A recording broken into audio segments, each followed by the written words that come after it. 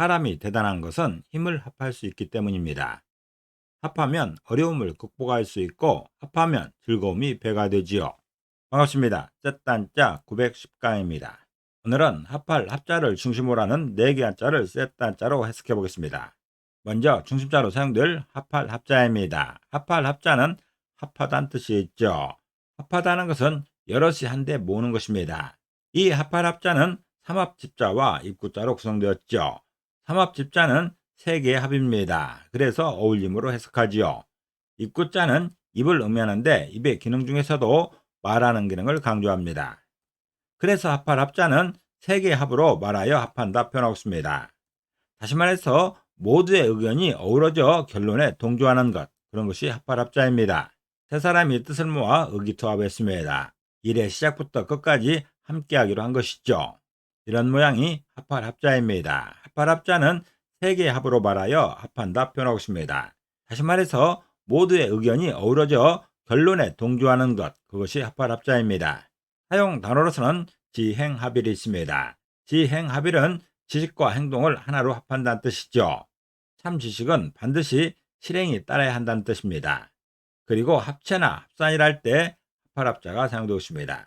중심자인 합할 합자에 또 하나의 부수를 추가할 때마다 또 다른 한자를 만날 수 있습니다. 이것이 바로 셋단자입니다. 합할 합자가 사용된 첫 번째 관련자는 넉넉할 흡자입니다. 넉넉할 흡자는 넉넉하다는 뜻이 있죠. 넉넉하다는 것은 크기나 수량이 기준에 차고도 남을 정도를 말하는 것이죠. 이 넉넉할 흡자는 물수변의 합할 합자로 구성되었습니다. 그 중에 물수변은 물 중에서도 흐르는 물로 해석합니다. 합할 합자는 합하다는 뜻이 있죠. 그래서 넉넉할 흡자는 흐르는 물을 합하면 넉넉하다 표현하고 있습니다. 다시 말해서 작은 시냇물이라 할지라도 여럿을 합하면 큰 물이 된다는 것이죠. 물이 넉넉하게 된다는 그런 설명입니다. 이렇게 작은 물이라도 서로 합하게 되면 점점 커집니다. 나중에는 쓰고도 남을 만큼 넉넉해지는 것이죠. 넉넉할 흡자는 흐르는 물을 합하면 넉넉하다 표현하고 있습니다. 다시 말해서 작은 시냇물이라도 여럿을 합하면 큰 물이 된다는 것이죠. 그렇게 큰 물은 사용하고도 남을 만큼 넉넉한 것입니다. 사용 단어로서는 흡족이 있습니다. 흡족은 조금도 모자람이 없을 정도로 넉넉하여 만족하다는 말입니다. 그리고 윤흠이나 미흡이라 할 때 넉넉할 흡자가 사용되고 있습니다. 두 번째 관련자는 비슷할 흡자입니다. 비슷할 흡자는 비슷하다는 뜻이 있죠. 비슷하다는 것은 두 대상이 똑같진 않지만 대체로 일치한 점이 많다는 것입니다. 이 비슷할 흡자는 마음신변의 합할 합자로 구성되었습니다.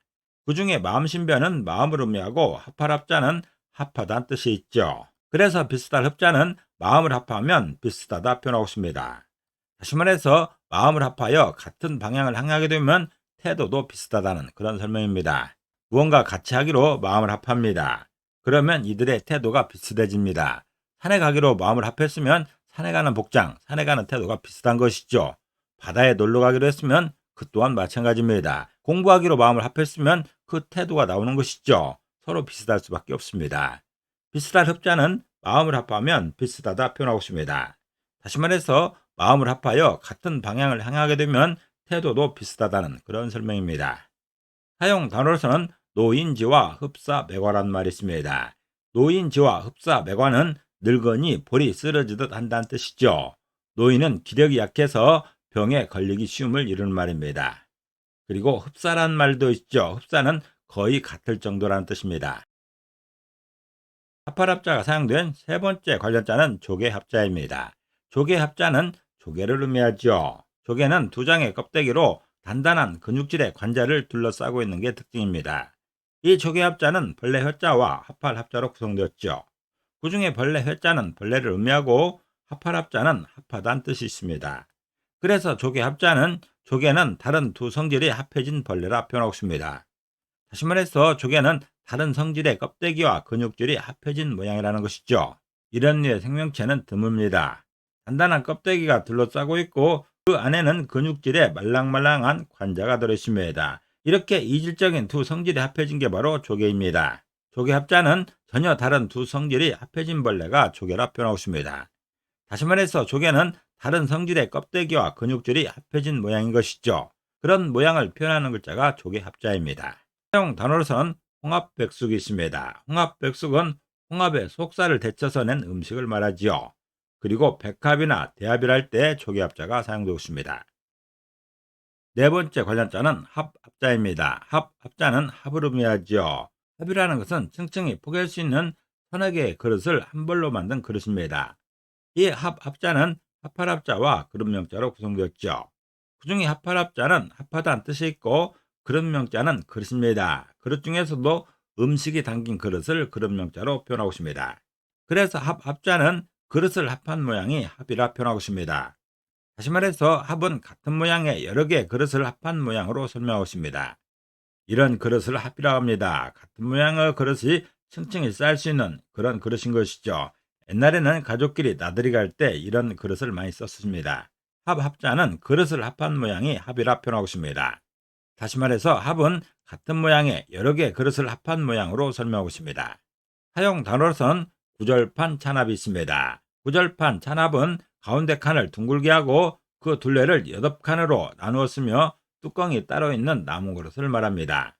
그리고 목합이나 설합이랄 때 합자가 사용되고 있습니다.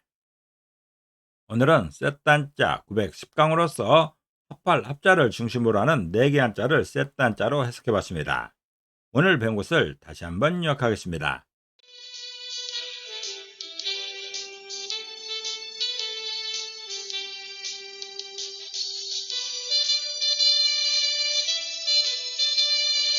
오늘도 평안을 기도합니다. 감사합니다.